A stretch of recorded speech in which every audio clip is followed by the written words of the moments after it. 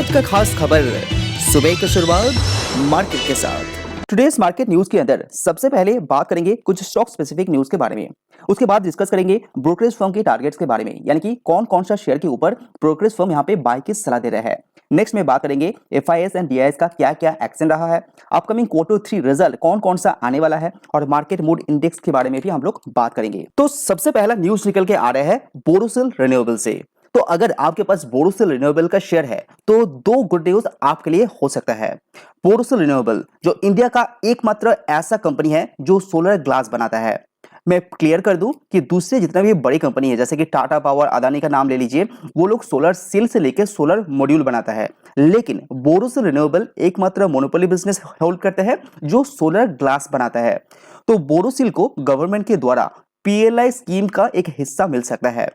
ये जो इंफॉर्मेशन है वो मैनेजमेंट के द्वारा बताया गया है, क्योंकि पीएलआई का जो हिस्सा गवर्नमेंट बोरोसिल रिन्यूएबल को देगा तो रिन्यूएबल सेक्टर के अंदर एक तेजी आपको देखने को मिल सकता है। साथ ही बोरोसिल रिन्यूएबल बहुत जल्दी बोनस भी डिक्लेयर कर सकता है। तो दो न्यूज आपके लिए हो सकता है अगर आपके पास बोरोसिल रिन्यूएबल का शेयर है।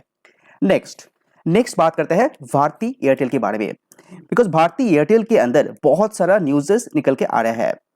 जेपी मॉर्गन के द्वारा भारती एयरटेल को यहाँ पे डाउनग्रेड किया गया है, यानी कि पहले ओवरवेट का रेटिंग दिया था, बाद में बोला है कि ये अंडरवेट करेगा, और 860 से इसका टारगेट घटा के 710 में लेके आया है। उसके पीछे का बहुत सारा रीजन है, जैसे कि सबसे पहला रीजन है जियो का कारण एयरटेल प्रेशर में रह सकता है, और साथ ही मैक्सिमम जो बेनिफिट है वो जियो को मिलने वाला है अपकमिंग क्वार्टर के अंदर, ऐसा जेपी मॉर्गन का कहना है। साथ ही 2023 में जो 5G रोल आउट होगा उसके कारण मार्केट के अंदर कंपटीशन बहुत ज्यादा बढ़ सकता है, और कुछ राज्य में ही एयरटेल ने यहाँ पे प्राइस हाइक किया है, सब राज्य में नहीं किया है, तो जिसका इफेक्ट भी एयरटेल को भोगना पड़ेगा। अगर बैंक ऑफ अमेरिका यानी कि BOFS सिक्योरिटी की बात करें तो उसका कहना है कि भारतीय एयरटेल अच्छा नहीं कर पाएगा, और शेयर प्राइस यहाँ पे अंडर परफॉर्म की श्रेणी में रखा गया है, और यहाँ पे करीब करीब आपका 22% जो टारगेट पहले दिया था उसमें से 22% यहाँ पे टारगेट यहाँ पे रिड्यूस कर दिया है। अगर अभी की टारगेट की बात करें तो ये 700 का टारगेट दिया है। तो पहले तो आपने देखे कि जेपी मॉर्गन कितना दे रहा है, 710 का, और BOFS सिक्योरिटीज के द्वारा टारगेट है 700 का, और साथ ही एयरटेल का अर्निंग भी कम रहेगा, सब्सक्रिप्शन जो है वो बहुत ही कमजोर रहा, ऐसा BOFS का कहना है, और कंपनी का जो इंटरेस्ट एक्सपेंसेस है वो बढ़ने वाला है, ऐसा भी इंफॉर्मेशन दिया गया है। तो इसी कुछ कारण के चलते ये डाउनग्रेड किया गया है। अगर जेफरीज की बात करें तो जेफरीज पहले 855 का टारगेट दिया था, और अभी इसको डाउनग्रेड करके 850 का दिया है। जेफरीज का कहना है कि कंपनी प्रेशर में रहेगा, लेकिन उतना भी ज्यादा इफेक्ट नहीं डाल पाएगा। तो ऐसा नहीं है कि सारे नेगेटिव न्यूज भारती एयरटेल के पर है, एक अच्छा न्यूज भी दिखाई दे रहा है जो मॉर्गन स्टैनली की तरफ से आ रहा है। मॉर्गन स्टैनली का कहना है कि अगर आपके पास भारती एयरटेल है तो प्लीज आप इसको बाय कीजिए, और टारगेट दे रहे हैं 825 का, और ये अच्छा खासा ग्रोथ दिखा सकता है लॉन्ग टर्म के हिसाब से, ऐसा मॉर्गन स्टैनली का मानना है। तो कंपनी का जो अफ्रीका में और स्पेशली नाइजीरिया में 4G एंड 5G स्पेक्ट्रम खरीदने का घोषणा किया है, उसके चलते एक बेनिफिट एयरटेल को मिलेगा। अमाउंट के हिसाब से देखेंगे तो $31.6 करोड़ का ये अमाउंट रहने वाला है। तो कुछ अच्छे न्यूज कुछ बुरे न्यूज एयरटेल के ऊपर है, तो आप रिसर्च कीजिए, उसके बाद ही डिसीजन लीजिए कि आपको क्या करना चाहिए, होल्ड करिए, सेल किए, या आपको नया फ्रेश एंट्री लेना है। इस वीडियो के जरिए मैं कोशिश करता हूं कि स्टॉक मार्केट रिलेटेड खबर आपके पास पहुंचे और जिससे आपको फायदा मिले। तो वीडियो रिलेटेड कोई भी सजेशन होगा तो आप प्लीज कमेंट में बताइए, तो मैं कोशिश करूंगा उस पर्टिकुलर पॉइंट में काम करने का। कोई भी सलाह हो, कोई भी चेंजेस हो जो मेरे को करना चाहिए, तो प्लीज कमेंट। सोना BLW के अंदर आपने उठक बैठक बहुत देखे होंगे, क्योंकि पिछले 2 दिन के अंदर शेयर प्राइस के अंदर 5-6% का अपसाइड, उसके पास डाउन साइड भी आपने देखे होंगे। उसके पीछे का रीजन क्या है मैंने पहले भी कवर किया हुआ हूं। सोना BLW ने जो नोवालिक कंपनी का एक जो इजराइल बेस है बेसिकली, तो उस कंपनी का 54% हिस्सा यहाँ पे खरीदने का बात किया है। तो इसी के कारण कंपनी का जो शेयर प्राइस है उसके अंदर फ्लक्चुएशन आपको देखने को मिला है। और नोवाली का रेवेन्यू की बात करें तो एनुअली कंपनी करीब करीब 80 करोड़ के आसपास ये रेवेन्यू करता है, जो ओनली 3% कंट्रीब्यूट करता है सोना BLW का। लेकिन ये खबर इतना इंपॉर्टेंट इसीलिए है क्योंकि ये स्मार्ट व्हीकल के अंदर काम करता है, तो इसीलिए मार्केट इतना बड़ा है, तो सोना BLW को आपका लॉन्ग टर्म के हिसाब से बहुत ज्यादा बेनिफिट मिल सकता है।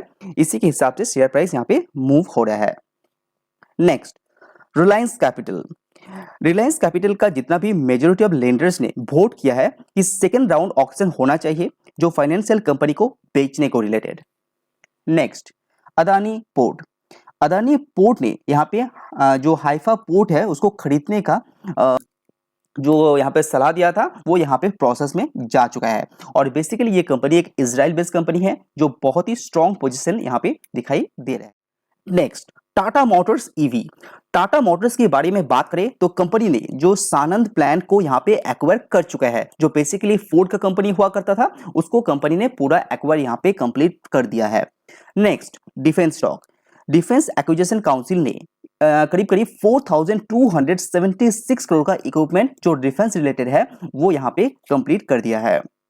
नेक्स्ट, इंडियन जीडीपी की बात करते हैं तो वर्ल्ड बैंक के अनुसार जो इंडिया का जीडीपी रहने वाला है वो 6.9% तक हो सकता है, ऐसा वर्ल्ड बैंक का मानना है, which is very good news. But world bank का ये भी कहना है कि जो ग्लोबल जो जीडीपी ग्रोथ है जो पहले ये 3 to 4% तय किया था उसको यहाँ पे डिक्रीज कर दिया है और अभी कितना है 1.7%। तो यहाँ पे अच्छा खासा घटौती किया है अपने जीडीपी ग्रोथ को लेके, लेकिन इंडिया का जो जीडीपी है वहां पे बहुत ज्यादा बुलिश है, जो 6.9% वो अच्छा खासा ग्रोथ यहाँ पे दिखाई दे रहा है। तो चलिए अभी जानते हैं कि ब्रोकरेज फर्म के द्वारा दिए गए कुछ टारगेट्स के बारे में, यानी कि कौन कौन से शेयर के ऊपर यहाँ पे बाय की सलाह ब्रोकरेज फर्म दे रहा है। तो सबसे पहले नाम आ रहा है टीसीएस का, जो इंडिया का नंबर 1 आईटी कंपनी है। मोतीलाल ओसवाल का मानना है कि टीसीएस का जो म्यूटेड रिजल्ट आने के बाद भी ये कंपनी अच्छा कर सकता है, यानी कि टारगेट कितना दे रहा है 3810 का, जो 14% upside for a large cap company is a very good target. Next, TCS के ऊपर और एक टारगेट दिया जा रहा है आईसीआईसीआई डायरेक्ट ब्रोकरेज फर्म के द्वारा, और टारगेट कितना है 3780 का, जो 13% अपसाइड है, जो once again which is very good target for a large cap company. तो टीसीएस के ऊपर आईसीआईसीआई सिक्योरिटीज एंड साथ ही साथ मोतीलाल ओसवाल दोनों ही यहाँ पे पॉजिटिव है। ट्रांसफॉर्मर्स की बात करें वहां पे टारगेट दे रहा है 86 का। सिरमा की बात करते हैं तो आईसीआईसीआई सिक्योरिटीज सिरमा के ऊपर भी पॉजिटिव है और टारगेट दे रहा है 350 का। अगर गोकुल दास एक्सपोर्ट्स लिमिटेड आपके पास है तो इसके ऊपर भी टारगेट है जो पॉजिटिव है, 47% अपसाइड के साथ 560 का टारगेट यहाँ पे दे रहे हैं। तो चलिए अभी जानते हैं एफआईएस एंड डीआईएस का क्या एक्शन रहा है। तो 11 जनवरी 2023 में एफआईएस एंड एफटीआई दोनों मिलकर यहाँ पे नेट सेल किया है, यानी कि 3208 करोड़ का नेट सेल किया है। इतने का माल यहाँ पे बेचा गया है। अगर डीआईएस की बात करें यानी कि डोमेस्टिक जो इन्वेस्टर है उसने यहाँ पे मार्केट के अंदर अच्छा खासा पैसा इन्फ्यूज किया है, तो करीब करीब 2430 करोड़ का पैसा इन्फ्यूज किया है इंडियन मार्केट के अंदर 11 जनवरी 2023 में। तो यहाँ पे लगातार एफआईआईज अपना माल बेच रहे हैं एंड डीआईएस यहाँ पे माल खरीद रहा है। अगर मार्केट मूड इंडेक्स की बात करते हैं तो ये फियर जोन से फिर से एक्सट्रीम फियर जोन में आ चुका है। तो एक्सट्रीम फियर जोन सजेस्ट करता है कि मार्केट के अंदर आप एंट्री ले सकते हैं।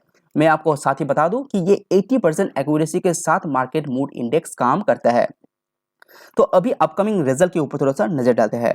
तो सबसे पहले जो रिजल्ट यहाँ पे दिखाई दे रहा है एचसीएल टेक का रिजल्ट आ रहा है 12 जैन को, जो इंपॉर्टेंट रिजल्ट यहाँ पे होने वाला है।